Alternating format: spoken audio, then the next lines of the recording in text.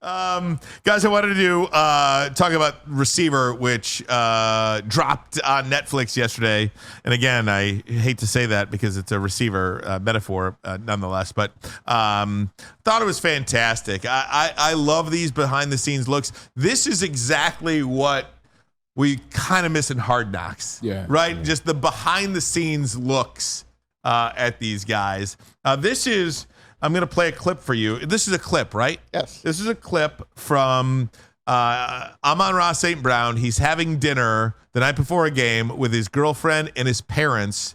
And it is, or no, maybe it's not before the game. It is after a game where he's doing the pelvic thrusts as his touchdown celebration. Talking about a celly. His dad was not happy about it. I'm big on celebrations. Once you get in the end zone, you better have a plan.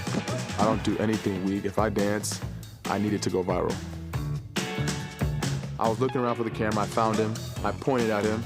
I waited for him to get close to me, and then I hit my celebration. It was basically like, some pumps, whatever you want to call it. I'm bringing you a love that's true, so get ready, I'm gonna try to make it love me too.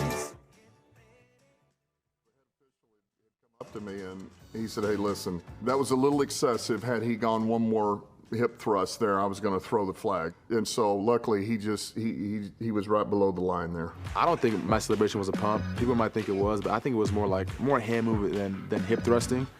But you can be the judge of that. So as part of that, one of the voices you heard in there was Dan Campbell, who said during that the official came up to him and said, "Hey, that was pretty close here. That was pretty close. Right. That was pretty close. One more, and I was going to throw the flag." So we had to talk to him about that. And then the part you didn't see is the part I described. Two-time Mr. Universe, Amon-Ra St. Brown's dad, said, No. We don't do that. That's not. He's like, "I love the celebrations, but that was too far." And then looked at the girlfriend and said, "Was that your idea?" She was like, "I didn't approve and then of she that." was like, Right. "No." And her dad called her, the girlfriend's dad called the girlfriend, his daughter, and asked if she had something to do with that, because I guess Amon-Ra and his girlfriend do practice the touchdown celebrations or choreograph them. Right. Or choreograph them. So they were trying to figure out, and Amon-Ra's dad was like, I saw Stan Edwards. Old school. I saw Stan Edwards in that part there. Yeah, my dad was heavy on the hate for the celebrations when I was a kid. He do a little too much, but he does work on celebrations. And the one I liked that he did last year was the fake box slide. Everybody started doing like the juju slide. Is that what it was? Yeah, it's the Baltimore little. 100%. But he will find that camera, and that's what we talked about. I said he could be the star. We all agree he could be the star receiver. He's always looking for that camera. He's always trying to go viral. But when you work as hard as he does between the lines, between the hashes, I don't mind you doing all the extra stuff because you deserve it. It's like Chad Ochocinco. Yeah. I never had a problem with T.O. Those dudes deserve to do what they did. One of the parts about this, and again, I don't think I'm giving anything away here, because the stories are the stories. But one of the things seen in there is a video when Amon-Ra is 8 years old. And Amon-Ra's dad is talking to Amon-Ra about a plan to get to the NFL. The goal is to get to the NFL and the process that it's going to take to get there, and all of the weightlifting and all of the work that is going to have to be put in to get to the NFL. And it is... Now, again, because Amon-Ra's dad is who he was, I do feel like it's a little bit different than random Joe Schmo telling his kid the plan is going to get to the NFL. When you see what his dad's look, the physical specimen that was Amon-Ra's dad, it's a lot different than Ryan Ermanni telling Luke Ermanni, "Hey, this is the plan." Now, I would be against this probably under any other scenario. Like, this is the plan, and you're going to do this, and you're going to do that. But you could see from such a young age the greatness, I think, already, the skill already. And there was a component of Amon-Ra's dad being an expert in that field. Yeah. Like, he was already an expert in getting your body ready for fitness. Yeah, fitness. For achieving a goal. Fitness, understanding it. No, watching it, and you're definitely appreciative of it. You know, even if it was Joe Schmo, even though it's someone that has that experience and has kind of like, I guess you could say, cheat code or a head start, still amazing to watch, man. And you still got to follow it. I remember my dad having that cheat code, if you will, playing in Michigan, playing in the league. So you just listen as a kid. You're like, I know what he's talking about because you see the facts. Like, I see the pictures. What I love, Ryan, is that now you come to the younger age or younger generations, there's so much access that these kids, like Amon-Ra is a kid to me. Sorry, this is what it is. I'm 41. It is. It's so much access that they had growing up in terms of cell phones, camera phones, you know, like laptops with cameras on them. Like, there's cameras everywhere. There's footage everywhere. There's pictures everywhere. Stuff on the media. So when you pull and you have shows like this, or you're trying to show the backstory, you can see everything. Yep. You can see the whole journey from the time they were born to Amon-Ra's last touchdown last year. I love that fact that we have all that. Yeah. We still have stuff of ours, Ryan, but how often we got to search and find, or I think grandma has this video, and I think my mom might have this one, or I think my uncle has this VHS. Now they have everything cataloged, and it makes it a lot more fun when you're watching, you know, biopics or backstories. Yeah. Did you watch, speaking of celebrations, did you see Shohei last night? Oh, my God. What was he thinking? Did you see what he did? Yeah. Do it, man. He lost, by the way. I'm not going to do it. He did it. I'm not going to do it. I can't do it. You got to do it. But somebody got to do it. Do you want to see the video? Do we have it? Yeah, hang on. Give me a second. I wanted to ask you before I put it up there. Yeah, let's continue this real quick, and we'll talk about Shohei. But we were talking about celebrations. Yeah, right. But just with the Amon-Ra stuff, too, like from a young age, and you talk about the video, Braylon, that you have. Yeah. The video of, he's like, there was a guy, again, Amon-Ra's 8 years old. And he's like, I'm playing peewee football, and there was a guy. The kid's hands were so good. Yeah. So after the game, Amon-Ra and his dad went up to the kid and said, "How do you catch everything? How do you catch everything?" He said, "We have a jugs machine, and I catch 200 balls every day." And so they got a jugs machine, and Amon-Ra's dad says, "We got to catch 202 balls. Got to be better. We got to be better than him." Mm-hmm. And to this day, after practice, Amon-Ra catches 202 balls off the jugs machine every day. Amazing. When you talk about hands and dedication, and because so many people, Bray, you've probably seen a million of these guys. Yeah. They come in, they're good players, they do what's asked of them, but nothing more than that.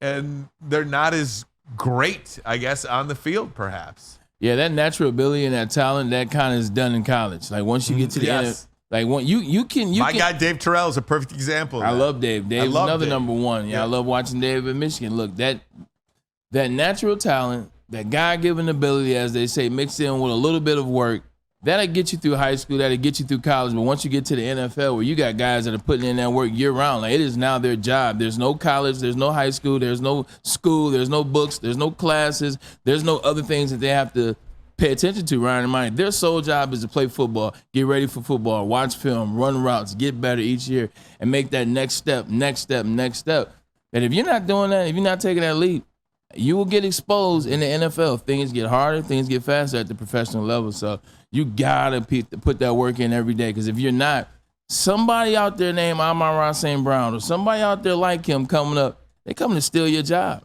As I was watching this too, said a lot of dumb things here. A lot of those dumb things have come true.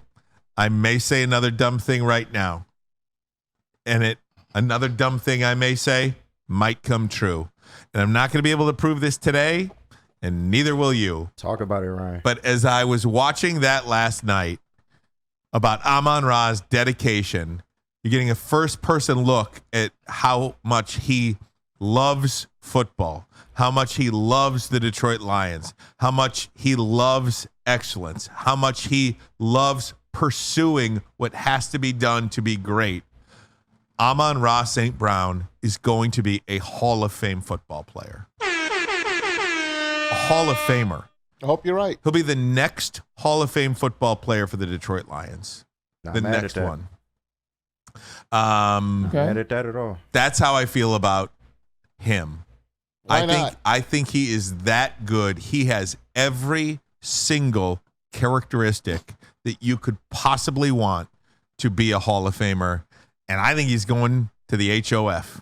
Absolutely. And again, I can't prove that today, but I hope, 12, 13, 14 years from now, keep this tape when it's all said and done. And he's going to the Hall of Fame. I think that. I think the only thing that would slow that process down or put it on a cusp, if you will, is Amon-Ra St. Brown is not tall and nor is he fast. And what I mean by that is when you get into year 6 and that speed starts to lessen, you can't get open as much. Year 7, year 8, a lot of taller guys are able to maintain because they're still taller guys. They run routes, keep the ball away from their bodies, steal yards that way. That's when it's going to be interesting when he gets to year 8, 9. See what type of wide receiver is he? 8, 9. Like right now, he's still in his prime. He's not even enter his prime.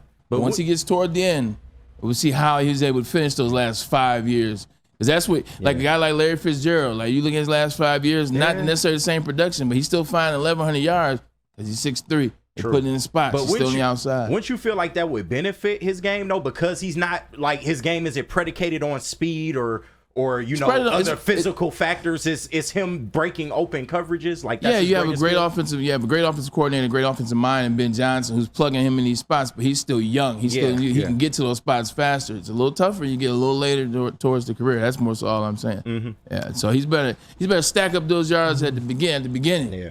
He's definitely got the determination, man. 100%. The torn oblique story, man, that was crazy too. This is week 4? Yeah, man. And he already was playing on a really messed up toe, and then he turned around and tore his oblique off the bone. They see things like that start to add up too, is those injuries. Yeah. Like look at Calvin those last couple of years. Calvin was banged and beat up, and he was hurt. But the fact that he's 6'5", I can still throw him a jump ball. Right. Like Calvin was banged up towards the end. That's another thing. That factor. So that Iron Man, that tough man, you love it. You love to see it. But at the end of the day, those extra hits, those extra tough stuff where I can play this game as opposed to saying, now, those come back in year 10, year 11, year 12. So just be careful. And part of like Amon-Ra too is he's such a great leader in that room, right? I mean, he's a good person. Anybody that comes and joins the Detroit Lions and sees like that the best player on the team or one of 5 of the, well, however you want to characterize, he's a great player on the team.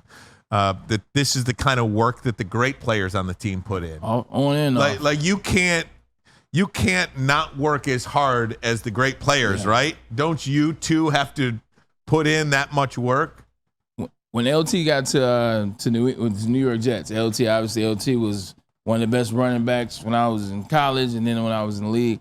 But LT was one of those guys. When LT came, you hear about the legendary workouts they had out there with San Diego, how he broke Reggie Bush down, had Reggie Bush out there calling up Earl on the phone. You guys know who that is. You know who Earl is.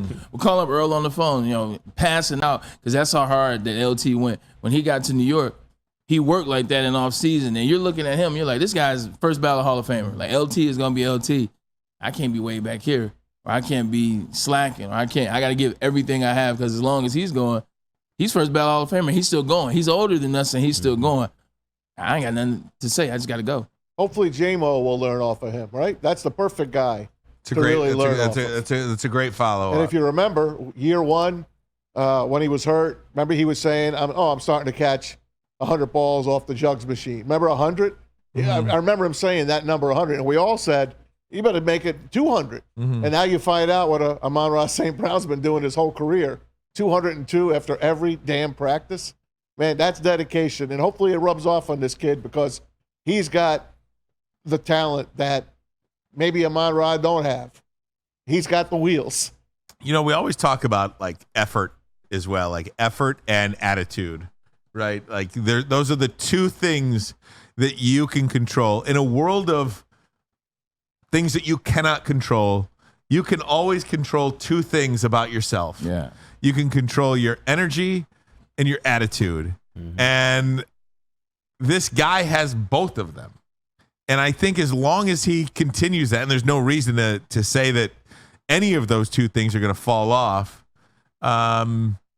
it's just incredible what I think. He could be one of those one of those guys you talk about 20 years down the road and you say, oh, yeah, like that was a great player like Calvin Johnson. Oh, yeah, that was like a Steve Eisman. Oh, yeah, that was like a Lou Whitaker or Alan Trammell. Yeah. Oh, yeah, that's a Kirk Gibson. You know what I mean? Like he could be one of those types of great names that you hear 20, 30 years down the road.